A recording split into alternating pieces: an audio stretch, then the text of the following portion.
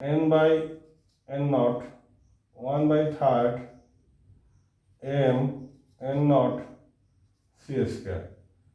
এখন দেখো আমরা যে আদর্শ গ্যাসের ক্ষেত্রে আমাদের ইউনিট যে ভলিউমের যে গ্যাস, সেক্ষেত্রে আমাদের যে ইকুয়েশন ছিল p is equal to 1 by third mn c square যেমন ছিল, তেমনি p is equal to লিখতে পারি আমরা RT, মানে p is equal to 1 by third mn c square, এটার পরিবর্তে শুধু RTও লিখতে পারি, অর্থাৎ that means equal to n by n naught RT। অর্থাৎ এখানে দেখো, এখন যদি আমি r by n naught নিয়ে আসি nt, that means এটা হচ্ছে knt, অর্থাৎ বা nkt, তাহলে p is equal to nkt, এটি হচ্ছে ক্লিপিরানের ইকুয়েশন। দেখো এখানে n হচ্ছে গিয়ে স্মল, n হচ্ছে গিয়ে প্রতিটি মানে total number of gas molecule, আর ক্যাপিটাল n নট হচ্ছে গিয়ে অ্যাভোগাড্রো নাম্বার। এখন আমরা যদি একটু রিপ্লেস করি আর কি, আর হচ্ছে গিয়ে মোলার গ্যাস কনস্ট্যান্ট যেটাকে আমরা বলি, তো আর বাই এন নট হচ্ছে গিয়ে এটা বোল্টজম্যান কনস্ট্যান্ট, অর্থাৎ মোলার গ্যাস কনস্ট্যান্টকে যদি অ্যাভোগাড্রোর সংখ্যা দিয়ে আমরা ভাগ করি তাহলে আমরা পাবো কি বোল্টজম্যান কনস্ট্যান্ট। তাহলে বোল্টজম্যান কনস্ট্যান্ট আর এন হচ্ছে গিয়া স্মল এন, যেটা এটা তো আমরা জানি যে নাম্বার অফ গ্যাস মলিকুল, এবং টি হচ্ছে অ্যাবসলিউট টেম্পারেচার। তাহলে P is equal to N KT, এটাই হচ্ছে কি আমাদের ক্লিপিরানের ইকুয়েশন। তাহলে দেখো কিভাবে আমরা যে আমাদের যে ইকুয়েশন, অর্থাৎ কাইনেটিক থিওরি অফ গ্যাসের যে প্রেশার ইকুয়েশন, সেখান থেকে আমরা ক্লিপিরানের ইকুয়েশনটাও আমরা পেয়ে গেলাম। এরপর ছিল আমাদের Dalton's law of partial pressure, সেটাও আমরা দেখাতে পারি। দেখো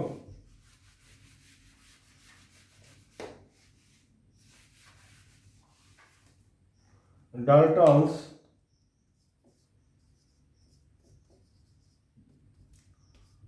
ল of partial pressure. Dalton's law of partial pressure বিষয়টা কি, বা ডাল্টনের বাংলায় বলে আংশিক চাপের যে সূত্র, সেটা হচ্ছে গিয়ে আমরা যদি একাধিক গ্যাসের মিশ্রণ, আমি মনে করো এখানে একটি সিলিন্ডার আছে, এই সিলিন্ডারটির আয়তন হচ্ছে গিয়ে আমাদের ভি, তো এই সিলিন্ডারের ভিতর হাইড্রোজেন গ্যাস আছে, নাইট্রোজেন গ্যাস আছে, অক্সিজেন গ্যাস আছে। তাহলে কি দাঁড়ালো, এখানে হাইড্রোজেন গ্যাস আমরা জানি যে গ্যাস মলিকুলগুলো যে পাত্রেই থাকে না কেন সেই পাত্র সম্পূর্ণ স্থান দখল করে থাকে। দেখা গেল তিনটি গ্যাসের মিশ্রণের আয়তন আমাদের এখানে ভি, তাহলে তিনটি গ্যাস কি করবে, সে চাপ প্রয়োগ করবে তার পাত্রের দেয়ালে। এখন যদি আমি এই তিনটি গ্যাসকে ভিন্ন ভিন্ন করে একইভাবে, দেখো একই ভলিউমের তিনটি সিলিন্ডারে রাখি, একই ভলিউমের তিনটি সিলিন্ডারে আমরা রাখি, অর্থাৎ মানে তিনটার ক্ষেত্রেই আমাদের, যদি এটা ধরো এক্ষেত্রেও ভলিউম ভি, এক্ষেত্রেও ভি, এক্ষেত্রেও ভি, এখানে হয়তো হাইড্রোজেন গ্যাস আছে, এখানে অক্সিজেন গ্যাস আছে, এখানে নাইট্রোজেন গ্যাস আছে, তাহলে হবে কি, এই যে এখানে মিশ্রণ যদি এখানে চাপ দেয়, টোটাল চাপ এদের যদি পি হয়, তাহলে এদের চাপ, এর চাপ যদি P1 হয়, এর চাপ যদি P2 হয়, এবং এর চাপ যদি P3 হয়, তাহলে এই যে Dalton's law of partial pressure আমরা দেখতে পারি P is equal to P1 plus P2 plus P3। অর্থাৎ মানে এই গ্যাসগুলো যদি যখন মিশ্রণে থাকে, তখন নির্দিষ্ট একটা ভলিউমের ভিতরে বা আয়তনের ভিতরে যদি থাকে, তো এই মিশ্রণে থেকে যে চাপ প্রয়োগ করে, এদেরকে যদি ইন্ডিভিজুয়ালি তুমি, অর্থাৎ ভিন্ন ভিন্নভাবে আবার একই আয়তনের একটা পাত্রে যদি রেখে দাও, তাহলে যে চাপ প্রয়োগ করবে এরা ভিন্ন ভিন্নভাবে, তাদের চাপের যোগফল হবে আমাদের এই মিশ্রণের টোটাল চাপের সমান। এটা হচ্ছে কি আমাদের Dalton's law of partial pressure. এখন এইটাও আমরা kinetic according to the kinetic theory of gas আমরা প্রমাণ করে দেখাতে পারি যে আমাদের এই ক্যাপিটাল অর্থাৎ মিশ্রণের যে বা প্রেশার, টোটাল প্রেশার পি, এদের যে পার্শিয়াল প্রেশার এদের যোগফলের সমান। সেক্ষেত্রে আমাদের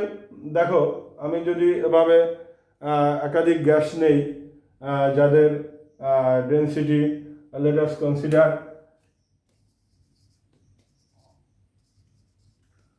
consider different gases of density rho 1, rho 2, rho 3, rho 4, and RMS velocity respectively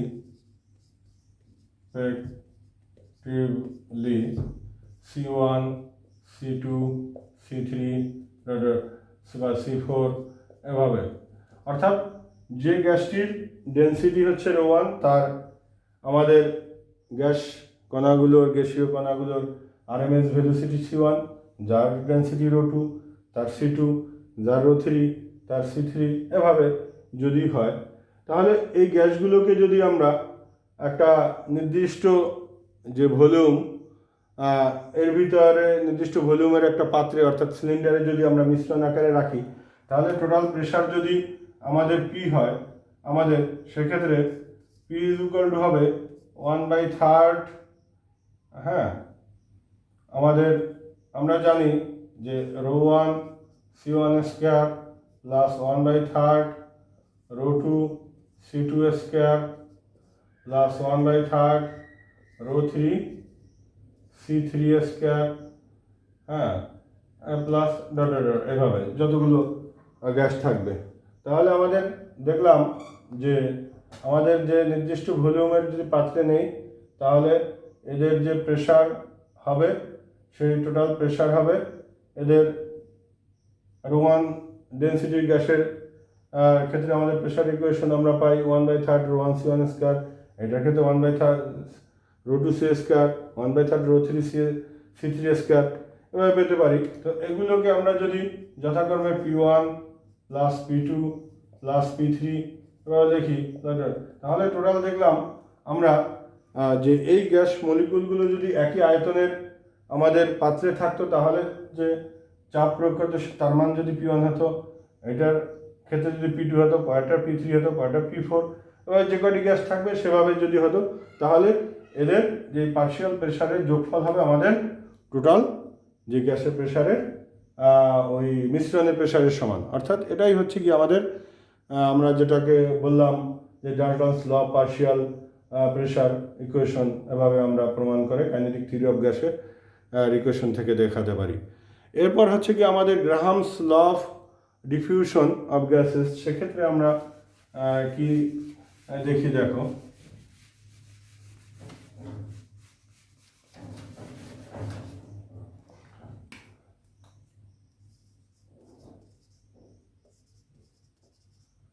Graham's law of diffusion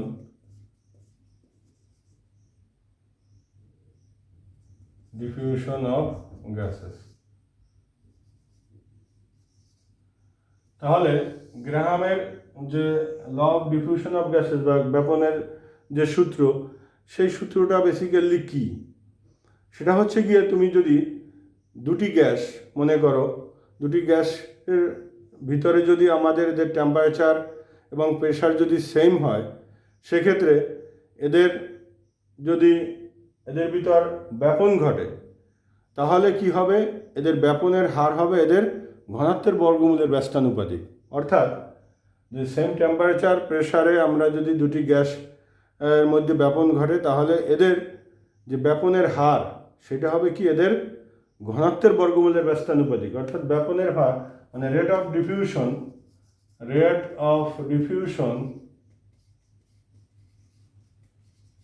inversely proportional two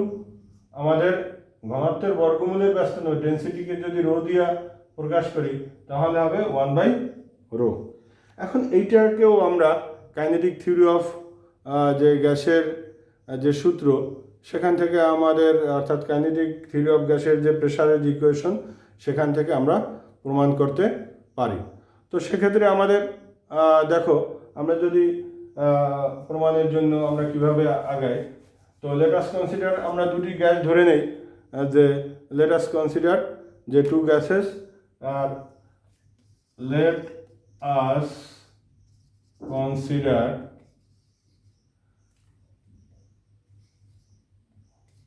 two gases are at same temperature के T धरी and pressure কে যদি আমরা P ধরি এবং আমি যদি ধরে নেই and হ্যাঁ ডেনসিটি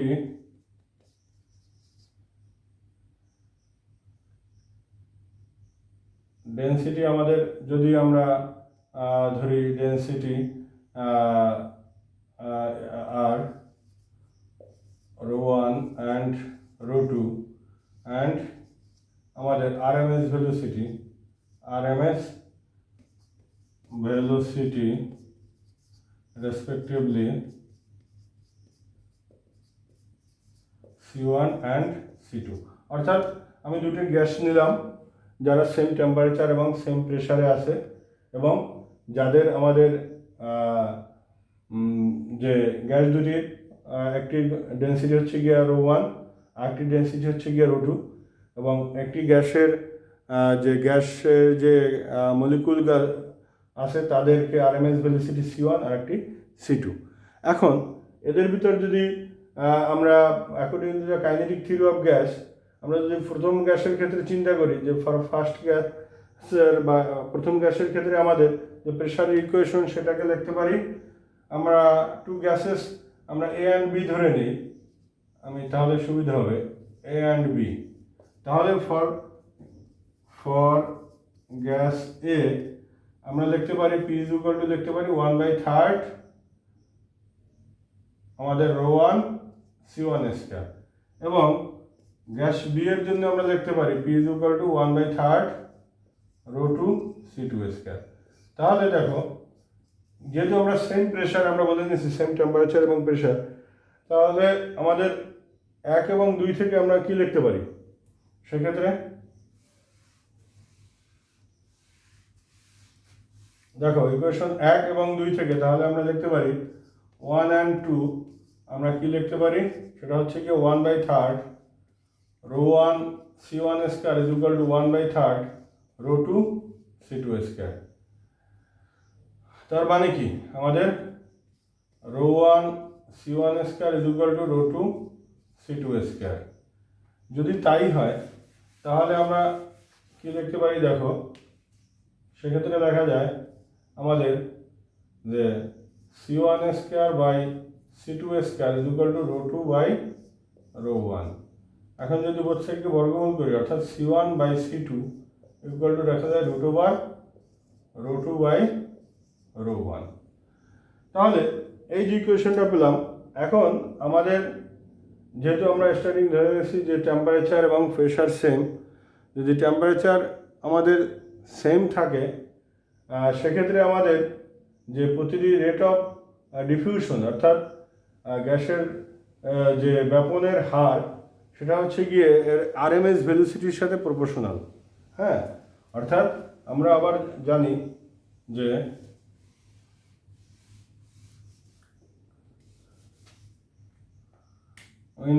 সেক্ষেত্রে আমরা লিখতে পারি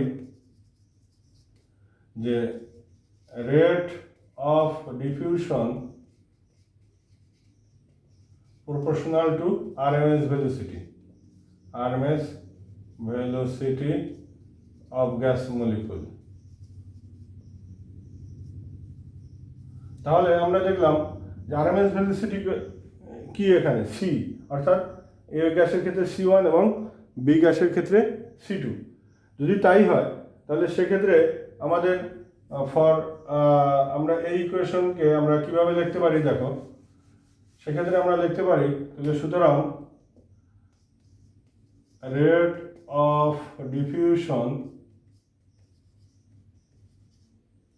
of gas A by rate of diffusion of gas B, এটা ইকুয়াল টু লেখা যায় C1 বাই C2 ইকুয়াল টু লেখা যায় আমাদের ρ2 বাই ρ1। দেখো, যেহেতু আমরা এই কোয়েশনটা কিন্তু আগেই পেয়েছিলাম যে C1 বাই C2 equal to root over ρ2 by, এখানে রুট আছে, রুট ওভার ρ1। তাহলে আমরা আবার জানি যে সি এর সাথে রেট অফ ডিফিউশনের রিলেশন হচ্ছে গিয়ে প্রপোর্শনাল। তাহলে এইটা ক্ষেত্রে আমরা ইকুয়েশনটাকে এভাবে লিখতে পারি, অর্থাৎ এর মিনিং কি, অর্থাৎ তাহলে যদি এইটা সমান এইটা হয় তাহলে এইটা সমানও এইটা, অর্থাৎ তাহলে দেখতে পারি। সুতরাং আমরা কমনলি যদি লিখি যে rate of diffusion inversely proportional two আমাদের এখানে 1 বাই আমাদের রুট ওভার রো, অর্থাৎ ডেন্সিটিকে যদি আমরা রো ধরি, অর্থাৎ rate of diffusion is inversely proportional to root over rho, অর্থাৎ তার মানে হচ্ছে গিয়ে যে ব্যাপনের হার হচ্ছে গিয়ে ঘনত্বের বর্গমূলের ব্যস্তানুপাতিক। এটাই কিন্তু ছিল আমাদের গ্রাহামস ল অফ ডিফিউশন। তাহলে আমাদের according to the kinetic theory of gas ব্যবহার করে আমরা গ্রাহামস ল অফ ডিফিউশনের ইকুয়েশন আমরা সলভ করলাম। তাহলে দেখো আমরা আজকের আমাদের অনলাইন ক্লাসে যে বিষয়টি আমরা পড়ালাম সেটা হচ্ছে গিয়ে কাইনেটিক থিওরি অফ গ্যাসের যে প্রেশার ইকুয়েশন সেটি ব্যবহার করে আমরা অ্যাভোগাড্রোস ল আর অ্যাভোগাড্রোর হাইপোথিসিস, তারপর হচ্ছে গিয়ে Boyle's law, Charles law, Clapeyron equation, Dalton's law of partial pressure,